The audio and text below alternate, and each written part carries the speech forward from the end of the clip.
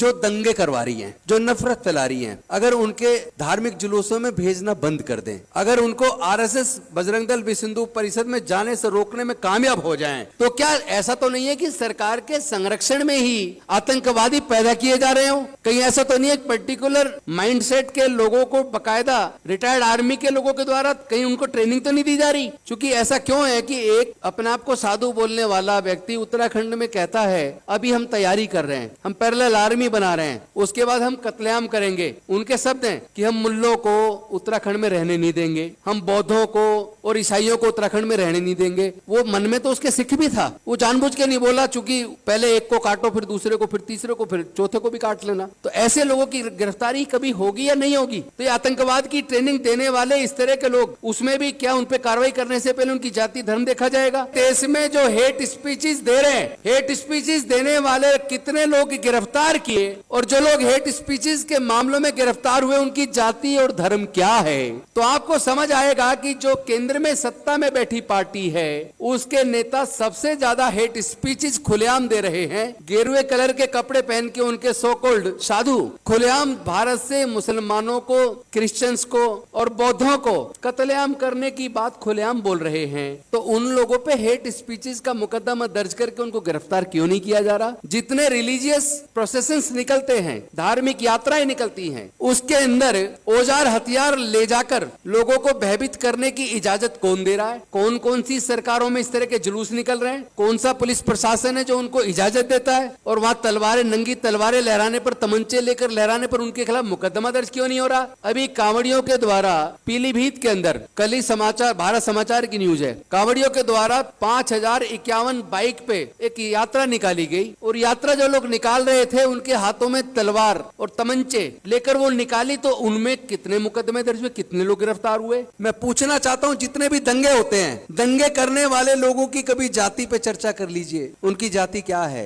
कौन उनका इस्तेमाल कर रहा है? धार्मिक जुलूसों में जो लोग हाथों में औजार हथियार लहराते हैं उनको आइडेंटिफाई कर लीजिए, उनकी जाति क्या है और वो किसके इशारे पे काम कर रहे हैं। खासतौर पे मैं मुस्लिमों को कहूंगा, आपको बुरा लगे तो लग जाए भाई, मुझे तो कहना है, आप लोग अपनी महिलाओं को इस आंदोलन में शामिल कब करेंगे? पहली बार आपने शाहीन बाग में किया, नाक में दम हो गया था। आपने संविधान हाथ में लेके शांतिपूर्वक तरीके से ईमानदारी से संगठन चलाया, तो केंद्र सरकार को उल्टा पड़ गया। मतलब उनके लोग वहां औजार हथियार लहराने लगे। उन्होंने उसको तोड़ने के लिए क्या क्या नहीं किया। उन्होंने तो मुस्लिम युवाओं को हेट स्पीच देने के झूठे मुकदमे बनाकर जेल में डाल दिया, और उनको जमानतें नहीं मिल रही है। न्याय है कहां? न्याय की कुर्सी पर बैठने वाले व्यक्ति के चरित्र में अगर न्याय नहीं है, चाहे वो नीचे की जुडिशरी का जुडिशियल ऑफिसर हो, चाहे माननीय सर्वोच्च न्यायालय का जुडिशियल ऑफिसर हो, अगर उसके हृदय के अंदर न्याय की भावना नहीं है तो आप उससे न्याय की उम्मीद मत करना। लेकिन ध्यान रहे, ये लड़ाई विचारधारा की है। इस लड़ाई को औजार हथियार से नहीं लड़ा जा सकता। इस लड़ाई को अगर बुद्धि और विवेक से, ठंडे दिमाग से,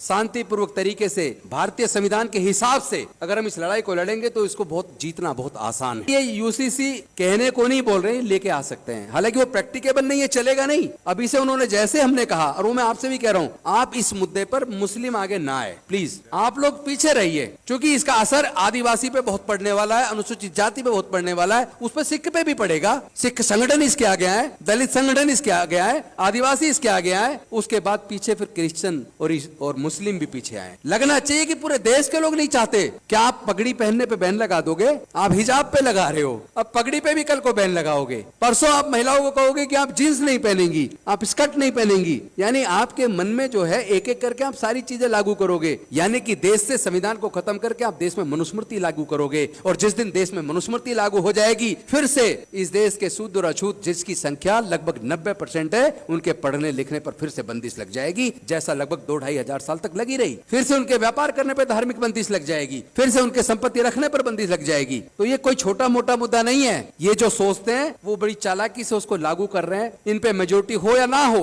फिर भी उसको लागू करने में कामयाब हो रहे हैं, क्योंकि इसमें हम लोग की कुछ गलतियां हैं। उन्होंने जब वो अभी कल आपने संसद में बहस सुनी होगी, जिसमें देश के माननीय गृह मंत्री जी कह रहे हैं कि राज्यों राज्यों पे ये चीज लागू नहीं हो सकती। केंद्र शासित प्रदेश पे तो फैसला लेने का अधिकार संसद को है, लेकिन राज्यों के मामलों में नहीं ले सकते। मैं पूछना चाहता हूँ, जम्मू एंड कश्मीर को आपने यूटी बनाया ना, तो तब पूरे देश की पार्टियां चुप क्यों रही? तब विरोध क्यों नहीं किया? आपने क्यों नहीं सोचा कि अगर वो J&K को यूटी बना सकते हैं तो किसी भी राज्य को वो इसी तरह अध्यादेश लाकर यूटी बना सकते। लेकिन इसके लिए जरूरत है पहले तो समस्या को समझने की। अगर समस्या को ढंग से समझेंगे नहीं तो उसका इलाज करना आसान नहीं होगा। दर्द आपका भी है, एक हमारा भी वही दर्द है, आपका भी वही दर्द है, लेकिन दवाइयां अलग अलग ले रहे हैं। तो दवाइयां सब अलग अलग लेंगे तो इलाज तो होने वाला नहीं है। वो लोग बहुत ही रणनीतिक तरीके से हमारी हत्याएं कर रहे हैं। हत्या केवल वो नहीं होती कि उन्होंने आपको मार दिया और आपको सांस लेना बंद हो गया और आपको क्रीमेट कर दिया। हत्या वो दूसरे तरीके से कर रहे हैं आज। जैसे उन्होंने एजुकेशन को इतना महंगा कर दिया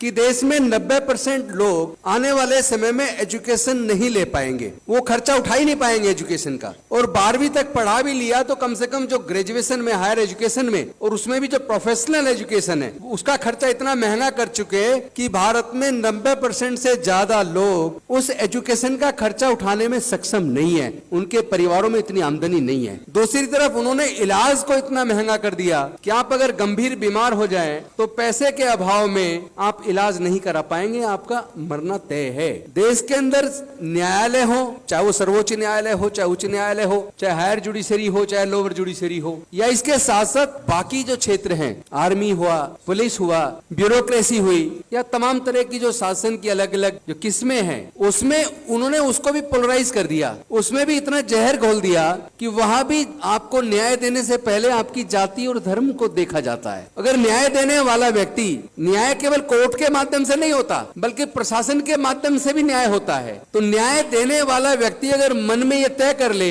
कि मुझे न्याय केवल पर्टिकुलर धर्म में से भी पर्टिकुलर जातियों को देना है, इसका मतलब वो केवल 12% लोगों को सब कुछ देना चाहते हैं। देश के प्राकृतिक संसाधनों पर भी 10 से 12% लोगों का कब्जा है। देश की हाई कोर्ट, सुप्रीम कोर्ट पर भी 12% का कब्जा है। देश के सारे संसाधनों पर 12% का कब्जा है। और उसमें भी सबसे खतरनाक बात तो ये हो रही है, जब लोग चारों तरफ से थक जाते हैं तो फिर वो कोर्ट का सहारा लेते हैं। पिछले दिनों, मेरे ख्याल मार्च के महीने में, माननीय सर्वोच्च न्यायालय के द्वारा एक जजमेंट आया कि कोई भी अगर हेट स्पीच देता है तो केंद्र सरकार व राज्य सरकारों की और पुलिस की जिम्मेदारी है कि हेट स्पीच देने वाले लोगों के खिलाफ मुकदमा दर्ज करके उनको गिरफ्तार करें। पहले तो मैं ये पूछना चाहता हूं इस राउंड टेबल कॉन्फ्रेंस के माध्यम से, क्योंकि आज के डिस्कशन को लिपिबद्ध करके देश के राष्ट्रपति जी के पास भी भेजा जाए, देश के प्रधानमंत्री जी के पास भी भेजा जाए और उनसे पूछा जाए कि सर्वोच्च न्यायालय के इस जजमेंट को आज तक लागू क्यों नहीं किया गया। रणनीति की चर्चा में कुछ ठोस डिसीजन लेकर उसके इम्प्लीमेंटेशन पे भी कुछ करेंगे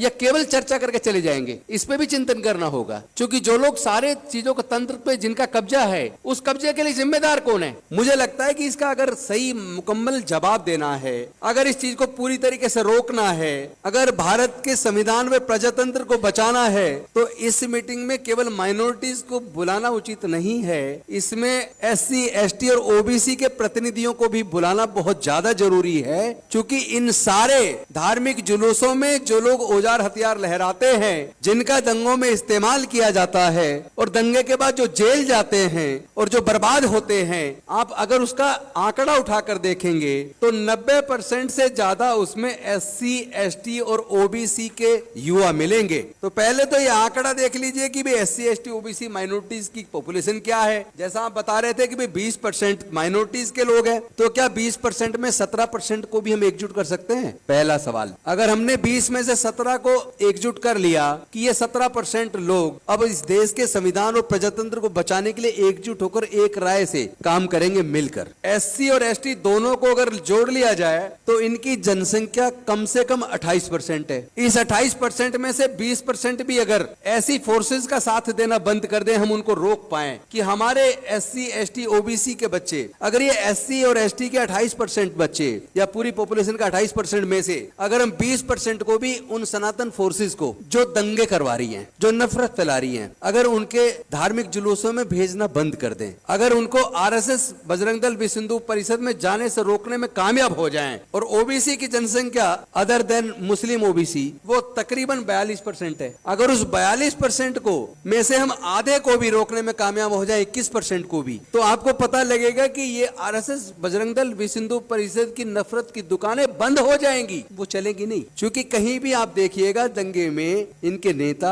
जिनके बच्चे विदेशों में पढ़ रहे हैं या फिर भारत की बड़ी यूनिवर्सिटीज में पढ़ रहे हैं, वो बच्चे कभी दंगों में इस्तेमाल नहीं होते, वो बच्चे कभी धार्मिक जुलूसों में भी नहीं जाते, ना इनके नेताओं के जाते, ना इनके अफसरों के जाते, ना इनके व्यापारियों के जाते। तो जिस दिन इनके धार्मिक जुलूसों में, इनकी आरएसएस बजरंग दल विश्व हिंदू परिषद में, आरएसएस के अंदर, इनके तीनों संगठनों के अंदर एससी, एसटी और ओबीसी के लोग जाना बंद कर देंगे, उस दिन इनकी नफरत की दुकान मैं गारंटी के साथ कह सकता हूं बंद हो जाएगी। हम लोग उन पे काम करने की बजाय कि उनको कैसे सुधारें, जो लोग उत्पीड़न कर रहे हैं उस पे काम करने की बजाय हम लोग इस पे काम करें। आप आज ही इस राउंड टेबल कॉन्फ्रेंस में संकल्प कीजिए कि अगर मुस्लिम के साथ जुल्म होगा तो सिख भी, दलित भी, आदिवासी भी, पिछड़ा भी, सब लोग उनके साथ खड़े होंगे।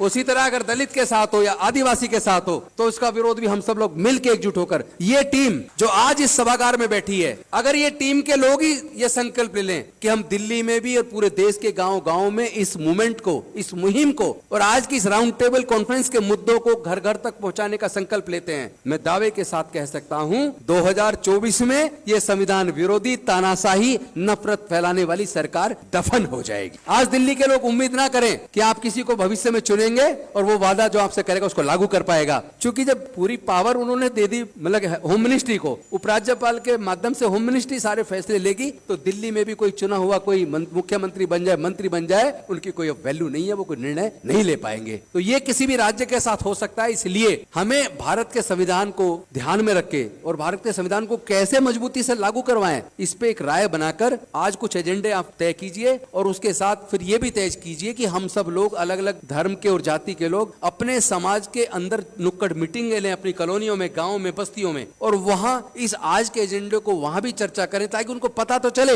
आप और हम यहाँ एक दूसरे को भाषण देके चले जाए और आप और हमारे बच्चे वहां गली में मतलब नशा कर रहे हैं या कोई गलत काम में इन्वॉल्व है या अपराध में इन्वॉल्व है और पढ़ने लिखने पे ध्यान ही नहीं दे रहे, तो बर्बादी का कारण हम भी है ना।